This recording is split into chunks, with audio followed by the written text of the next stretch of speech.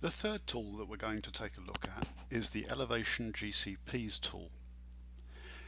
If you have worked much with Pix4D, you will have probably realized that while the accuracy is excellent in the X and Y plane, there are often problems in the Z dimension due to the inaccuracy of the GPS on many drones. This can result in a model that is tilted or distorted, and an orthomosaic in which the two-dimensional measurements are incorrect. There are ways of solving this problem using RTK GPS either on board the drone or by placing ground control points in the scene that use the same technology. But this can be expensive and delivers a level of accuracy that isn't generally necessary for crash reconstruction.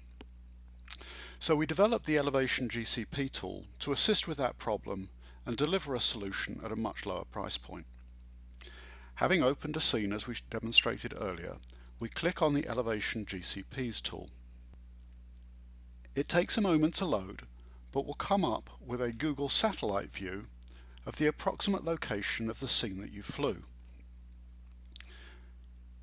We then zoom in at the scene and identify points that we should be able to also identify in the imagery that we have captured.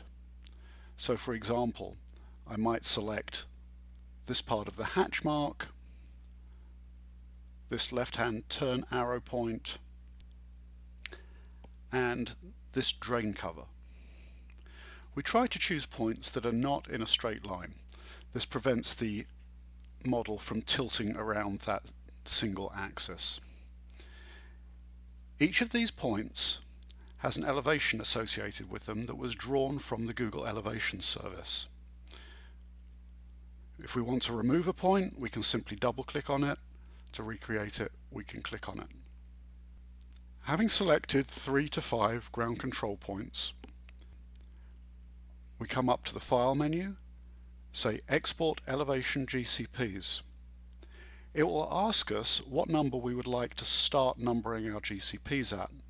You can normally select the default value of 1, but if you've done this multiple times for the same scene, you may want to pick up where you left off your earlier numbering. Select Next, and you will be prompted to identify where you would like to store your CSV file. I'll create a new one here.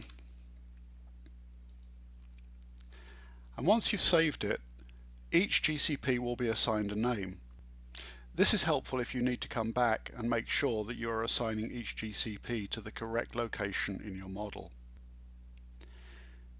If we switch over now and take a look at the output that was created, we can see that a CSV file was created that contains the 3 GCPs that we marked on the satellite imagery.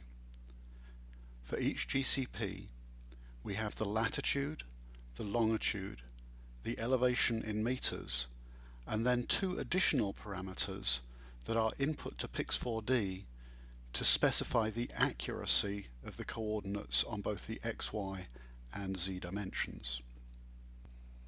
Notice particularly that the latitude and longitude are in WGS84 format. So when you import them into Pix4D, it is important that you specify that that is the format of your GCPs before import. A couple of other final notes on the use of this tool. Because the elevation data originates from Google Elevation Service, which has a resolution of 1 meter and interpolates between those values, when you select a point to mark as one of your GCPs, choose something where there is little elevation change. You'll notice I picked points in the middle of the roadway or an area where the elevation was unlikely to change within 1 meter. Had I chosen something, for example, by the edge of an embankment, I could not be certain whether I would pick up an exact measurement for that location or some interpolated value between the higher elevation of the embankment and the lower elevation of the roadway.